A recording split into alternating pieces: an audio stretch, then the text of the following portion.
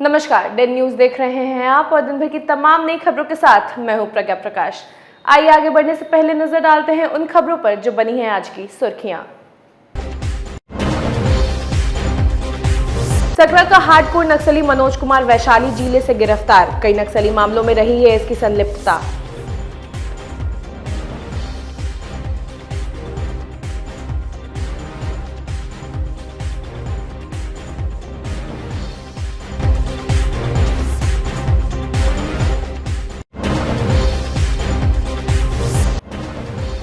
मुजफ्फरपुर में कोरोना से एक व्यक्ति की मौत के बाद जिला प्रशासन अलर्ट। संबंधित अधिकारियों को दिए गए कई महत्वपूर्ण निर्देश।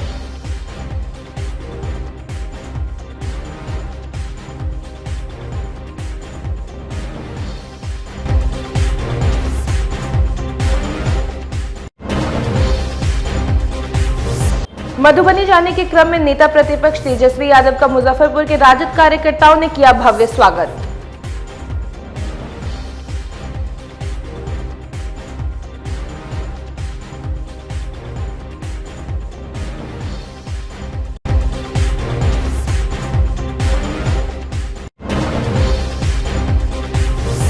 ये थी आज की सुर्खियां और अब खबरें विस्तार से। सकरा पुलिस ने सोमवार की रात छापेमारी कर नक्सली मनोज कुमार को गिरफ्तार किया है। नक्सली की गिरफ्तारी वैशाली जिले के पातेपुर थाना के बिसनपुर कटेसर गांव स्थित उसके घर से की गई है। पूछताछ के बाद मंगलवार को नक्सली को कोर्ट में प्रस्तुत किया गया, जहां से उसे जेल भेज दिया गया। सकरा के नवलपुर मिसरोलिया सीहो सड़क निर्माण कंपनी के प्लांट पर हमला करने की घटना में मनोज शामिल बताया गया है। नक्सली हमले के आरोप में पुलिस इसकी पिछले 7 साल से तलाश कर रही थी। इस हमले में नक्सलियों को लेवी नहीं मिलने पर आक्रोशित होकर 1 दर्जन मशीन, गाड़ी आदि को जला दिया गया था। क्या कुछ संपर्क प्राप्त हुआ सर? जी, डीएसपी पूर्वी सर के नेतृत्व में बलिगांव थाना और सकरा थाना के सहयोग से एक नक्सली को गिरफ्तार किया गया है, जो पिछले 7-8 वर्षों से फरार था। उसकी गिरफ्तारी की गई है। वह नक्सल गतिविधि में था और उस पर सकरा थाना में कांड दर्ज किए जा चुके थे। और भी किसी कांड में संलिप्तता? अभी इससे पूछताछ की जा रही है कि किस किस कांड में इसकी संलिप्तता होने पर बताई जाएगी। कहाँ से गिरफ्तारी हुई सर? इसकी गिरफ्तारी सकरा थाना क्षेत्र के गनीपुर बाजार चौक है, वहाँ से गिरफ्तारी की गई है। जिले में कोरोना संक्रमण से एक व्यक्ति की मौत के बाद जिला प्रशासन पूरी तरह अलर्ट मोड में है। मंगलवार को समाहरणालय परिसर स्थित जिलाधिकारी कार्यालय कक्ष में जिलाधिकारी प्रणव कुमार की अध्यक्षता में कोरोना संक्रमण की रोकथाम और बचाव के लिए सिविल सर्जन और स्वास्थ्य विभाग के अधिकारियों के साथ बैठक कर टेस्टिंग, टीकाकरण, उपचार, जागरूकता, मास्क चेकिंग आदि पहलू की समीक्षा कर आवश्यक निर्देश दिया गया। वहीं समीक्षा में जो 100 माइक्रो कंटेनमेंट जोन बनाए गए हैं, वहां जिलाधिकारी ने संबंधित घर पर स्टिकर चिपकाने, स्क्रीनिंग करने, टेस्टिंग, सैनिटाइजेशन की कार्रवाई सुनिश्चित करने का सख्त निर्देश दिया। जिलाधिकारी ने शहरी क्षेत्र के सभी वार्डों में टीम का गठन करने का निर्देश भी दिया। साथ ही अधिकारियों के माध्यम से अस्पताल प्रबंधन में समन्वय स्थापित कर मरीजों के इलाज की सुनिश्चित व्यवस्था और सहयोग प्रदान करने का निर्देश भी दिया। दूसरी ओर जिलाधिकारी ने कोविड प्रोटोकॉल का अनुपालन सुनिश्चित करने के लिए मास्क चेकिंग अभियान लगातार जारी रखने का निर्देश भी दिया। कोरोना की दूसरी लहर दिख रही है और पिछले 1 सप्ताह में कई नए केसेस कोरोना के हम लोगों के सामने आए हैं। उसको लेकर के सारी तैयारियां शुरू कर दी गई हैं और सबसे पहले तो हम लोगों ने टेस्टिंग को काफ़ी बढ़ा दिया है। करीब 5000 टेस्ट, 4 से 5000 टेस्ट प्रतिदिन कराए जा रहे हैं और टेस्ट में करीब 150 के आसपास आज के डेट में एक्टिव केसेस हैं, जिसमें से करीब 5 को छोड़कर बाकी सभी होम आइसोलेशन में हैं। होम आइसोलेशन वाले केसेस में हम लोग यहाँ कंट्रोल रूम से फ़ोन करा रहे हैं उनकी, और ज़रूरत पड़ने पर उनको यथासंभव जैसी आवश्यकता है उस हिसाब से उनको सजेशंस भी उपलब्ध कराए जा रहे हैं। और हम लोगों ने CCC कोविड केयर सेंटर को भी एक्टिवेट कर लिया है। यदि आवश्यकता पड़ने पर वहाँ पर लोगों को भर्ती कराया जा सकता है। लेकिन सबसे बड़ी बात है कि साथ ही साथ वैक्सीनेशन भी आरंभ हो गया और हम लोगों ने अब तक 1,20,000 से भी ज़्यादा लोगों को वैक्सीनेट कर दिया है। और वैक्सीनेशन का कार्य लगातार विभिन्न पंचायतों में, शहर में चलाया जा रहा है और आने वाले दिनों में हम लोग इसको और ज़्यादा तेज करने के लिए कटिबद्ध हैं। अभी करीब 12 से 14 हज़ार लोगों को एक दिन में हम लोग वैक्सीनेट कर रहे हैं इसके अतिरिक्त लेकिन सबसे इम्पॉर्टेंट है कि कोरोना सिर्फ प्रशासन के ही की बात नहीं है, बल्कि सारे लोगों को आगे आना होगा इसके लिए कि अपनी जो जिम्मेदारी है, अपनी जो भूमिका है, सोशल डिस्टेंसिंग हो गया, मास्क धारण करना हो गया, लगातार हाथ धोना, इन सब चीज़ों का पालन करना आवश्यक है। तो सभी लोगों को भी अपनी रिस्पॉन्सिबिलिटी समझने की आवश्यकता है। इसके लिए अवेयरनेस कैंपेन भी चलाया जा रहा है और मास्क चेकिंग, वाहन चेकिंग इत्यादि के भी अभियान चलाए जा रहे हैं। इसको और भी तेज किया जाएगा ताकि कोरोना पर बेहतर तरीके से हम लोग कंट्रोल कर सकें। तो इस समेकित प्रयास से मुझे उम्मीद है कि कोरोना पे कंट्रोल पाने में हम लोग निश्चित रूप से सफल सिद्ध होंगे। बताऊं कि कोरोना को लेकर के 25 मार्च के बाद से केसेस आने शुरू हुए हैं और उसके बाद से ही सभी चीज़ों को रैंप अप कर दिया गया है। उसके पहले से ही वैक्सीनेशन चलाया जा रहा है। एक मौत की भी बात सामने आई है और उस स्थिति को देखते हुए इसको सभी लोगों को जागरूक होने की आवश्यकता है और निश्चित रूप से इसको हम लोग मास्क की गतिविधि को, सोशल डिस्टेंसिंग को, बाज़ार में कोविड प्रोटोकॉल का पालन करने की गतिविधियां लगातार चलाई जाती रहेंगी। जहां तक बात एईएस की है, चूँकि मुजफ्फरपुर ज़िला एक तरह से देखिए तो एईएस प्रभावित ज़िला रहता है और कोरोना और एईएस दोनों से एक साथ हम लोगों को लड़ना है, संघर्ष करना है। तो एईएस को लेकर के भी सभी बीडीओ, एमओआईसी, सभी सीडीपीओ, सभी लोगों को डायरेक्शंस दिए गए हैं। आज भी हम लोगों ने बैठक करके सभी लोगों के साथ बातचीत की है। अभी आज हम लोगों ने रूरल मेडिकल प्रैक्टिशनर्स से करीब 1000 लोगों से टेलीफोन पर मैंने बातचीत की है और इस तरह के क्रम हम लोग लगातार कर रहे हैं। प्रत्येक शनिवार को विभिन्न पदाधिकारी विभिन्न पंचायतों में जा रहे हैं। हर एक पंचायत को एक पदाधिकारी के द्वारा गोद लिया गया है और वहाँ पर अवेयरनेस का काम कराया जा रहा है। हम लोगों की यह सोच है और यह धारणा है कि कोई भी बच्चा, एक तो केसेस न हों और यदि कोई केसेस होते भी हैं तो उसको तुरंत चिकित्सकीय सुविधा मिले, इसके लिए सारी तैयारियां की गई हैं और हम लोग आश्वस्त हैं कि निश्चित रूप से इस वर्ष एईएस के कम से कम मामले सामने आएंगे और जो भी मामले सामने आएंगे उस पर हम लोग निश्चित रूप से कंट्रोल करने में सफल होंगे। मंगलवार को नेता प्रतिपक्ष तेजस्वी यादव की मधुबनी गोलीकांड पीड़ितों से मिलने जाने के क्रम में मुजफ्फरपुर में राजद कार्यकर्ताओं ने सदातपुर NH 28 पर भव्य स्वागत किया। इस दौरान राजद कार्यकर्ताओं ने फूलों की माला देकर उनका स्वागत किया। हालांकि कोरोना के भय से तेजस्वी यादव गाड़ी से भी बाहर नहीं उतरे। राजद कार्यकर्ता अपने नेता का दीदार करने के लिए घंटों कड़ी धूप में NH 28 पर इंतजार करते रहे। उनकी एक झलक पाने के लिए एक हाथ में पार्टी का झंडा व दूसरे हाथ में फूलों की माला लिए काफी संख्या में राजद कार्यकर्ता काटी विधायक इसराइल मंसूरी के नेतृत्व में मौजूद रहे।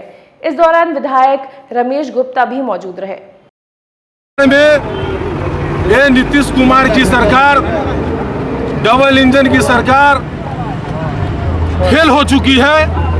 इनका कोई इकबाल नहीं रहा। पिछले दिनों होली के दिन एक ही परिवार के 5 सदस्यों की निर्मम हत्या कर दी गई। बिहार में पुनः नरसंहार शुरू हो गया है। अभी तक किसी तरह की कोई गिरफ्तारी नहीं हुई है और यहाँ के जो मुख्यमंत्री है, उस मुख्यमंत्री जो द्वारा एक भी उस घटना के खिलाफ पक्ष में या विरोध में किसी तरह का उनका वक्तव्य नहीं आया है। और सत्ता का कोई लोग अभी तक घटना में किसी भी नेता द्वारा गया भी नहीं गया है। ये लोग वोट की राजनीति कर रहे हैं। इनको बिहार की जनता की कोई चिंता नहीं है। और हम लोग के प्रतिपक्ष के नेता श्री तेजस्वी यादव जी आज गए हैं पीड़ित परिवार से मिलने और उन्हीं के जाने के क्रम में हम तमाम राष्ट्रीय जनता दल के लोग यहाँ पर हजारों लोग यहाँ पर उनका स्वागत करने का काम किया।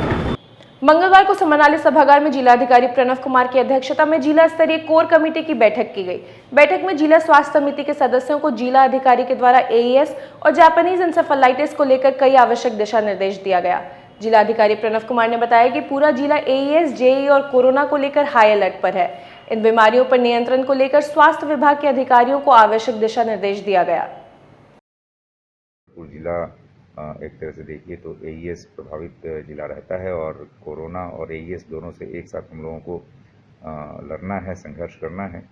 तो एईएस को लेकर के भी सभी बीडीओ, एमओआईसी, सभी सीडीपीओ, सभी लोगों को डायरेक्शंस दिए गए हैं। आज भी हम लोगों ने बैठक करके सभी लोगों के साथ बातचीत की है।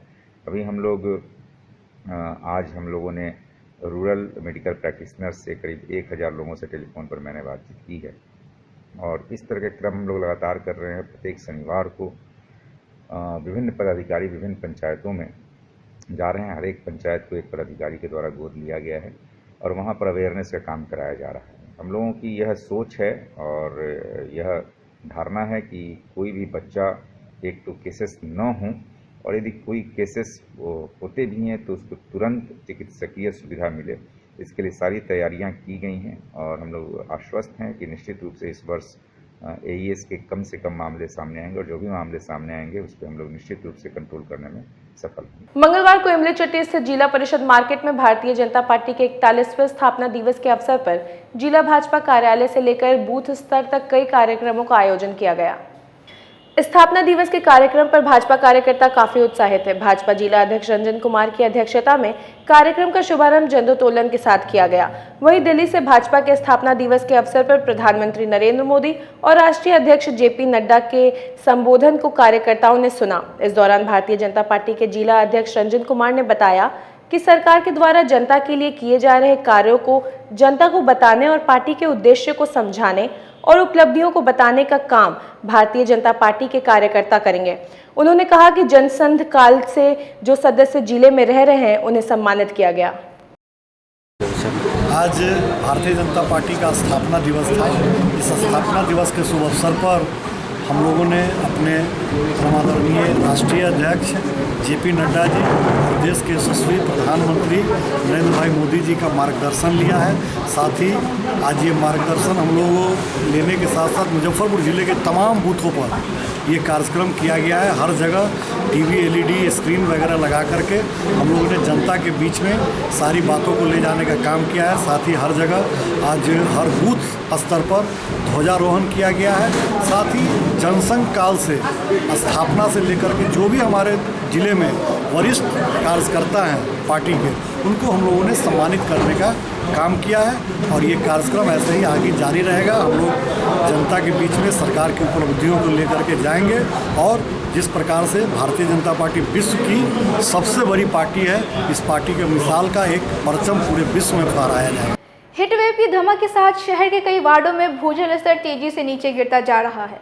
भूजल स्तर को बचाने और जल संरक्षण को प्रोत्साहन देने के लिए जल जीवन हरियाली कार्यक्रम के तहत नगर विकास एवं आवास विभाग ने 3 साल पहले सभी पानी व्यवसायियों और गाड़ी सर्विसिंग करने वालों को सोख्ता बनाने की घोषणा की थी, जिसे लेकर 2 वर्ष पूर्व मुजफ्फरपुर नगर निगम द्वारा भी बोर्ड की बैठक में प्रस्ताव पारित कर आदेश निर्गत कर दिया गया था।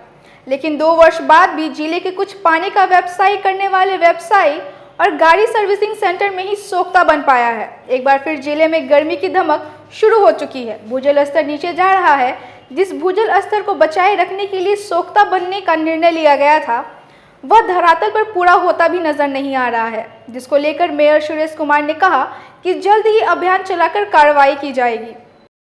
जो भी सर्विस सेंटर है और जो पानी का व्यवसाय करते हैं, उस सभी लोगों को निगम से रजिस्ट्रेशन करवाना है।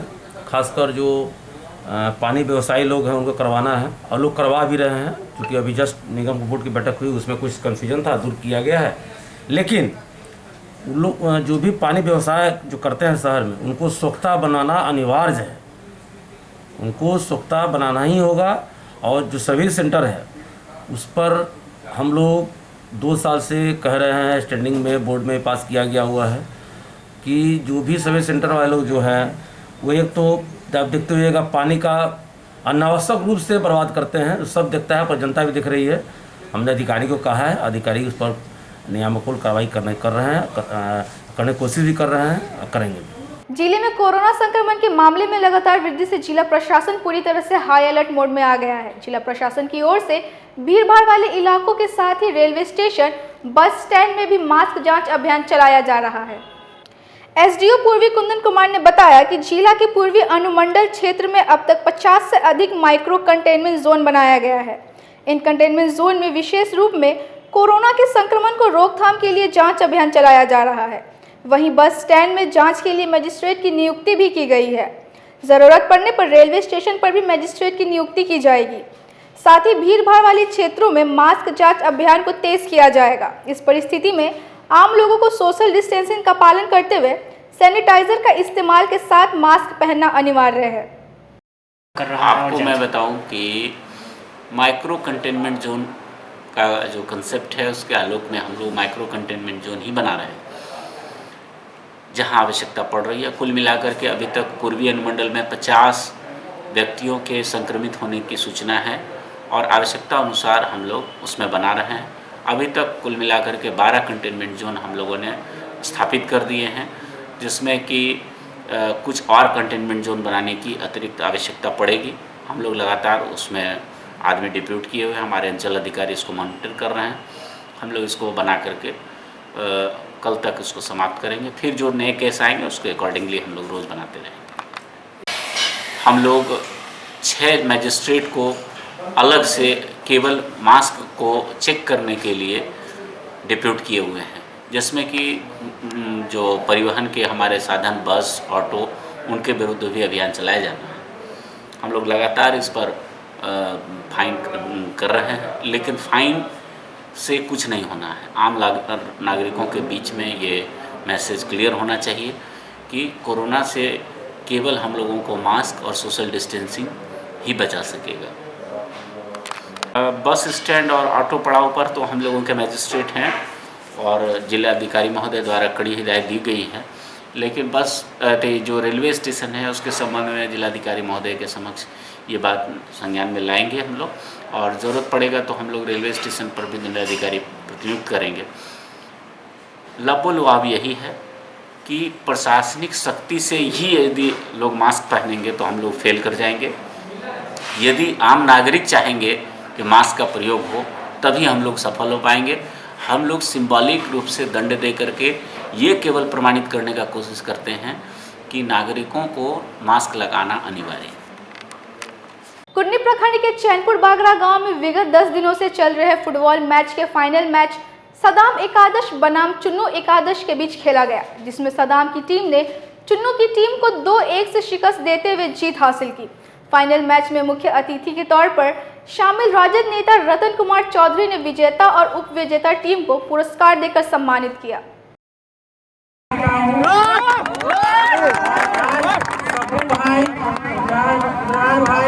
मुझे इस काबिल समझा कि यहाँ बुलाकर अतिथि के रूप में बैठाया मंच पर, और मुझे लगा कि मैं लगभग 10 साल पीछे चला गया जब हम भी आप लोग की उम्र में थे और क्रिकेट और फुटबॉल खेला करते थे। बिल्कुल। और जहाँ तक दोनों टीमों का सवाल है, जीत दोनों टीमों की हुई है, बस थोड़ा सा एक समझिए सूद का अंतर रह गया, लेकिन विजयी दोनों टीम है।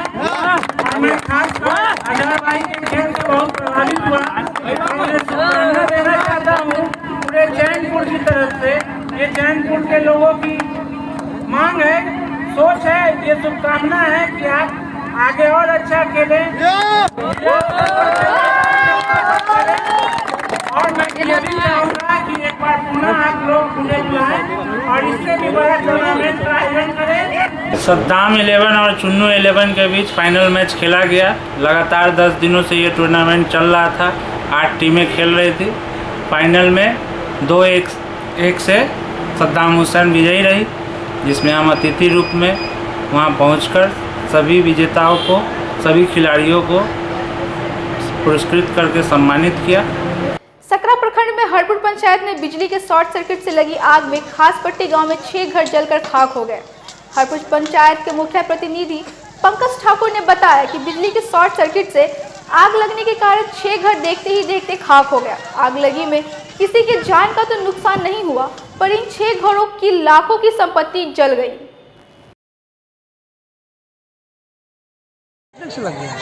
कितना घर जला लगभग? 6-7 घर जल गया है उसमें। कितनी की संपत्ति यहाँ की? 5 लाख से ऊपर का जल गया होगा। कैसे आग लगी? बिजली की? बिजली का। क्या नाम है आपका? हरिंदर पंडित। क्या इसमें क्या बताया जा रहा है, किस तरह से मतलब उसमें बेटूटी का शादी के लिए पैसा वैसा सब रखा हुआ था, गाना वाना कुछ इलेक्ट्रिसिटी की शॉर्ट सर्किट से आग लग गया? जी। अभी सुनने में आया जो इलेक्ट्रिक शॉर्ट सर्किट से आग लगी है। बहुत दुखद बात है। जो 2 आदमी की लड़की की शादी के लिए अपनी सारी व्यवस्था की हुई थे, लगभग 5-7 लाख से ऊपर का उनका संपत्ति जला है। 2-3 बथान जले हैं। लगभग घर की संख्या अनुमानित तभी 5-7 आदमी का होगा। पूर्ण रूपेण पहले बुझ जाता है, उसके बाद हम लोग गिनती करते हैं। किस जगह की घटना है? ये हमारे ही पंचायत रामपुर पंचायत में खास पट्टी है, हमारा एक गांव हरपुर का एक वार्ड है। आज की खबरों में फिलहाल इतना ही, फिर कल मिलेंगे कुछ नई खबरों के साथ। तब तक के लिए डे न्यूज़ परिवार को दीजिए इजाजत। नमस्कार।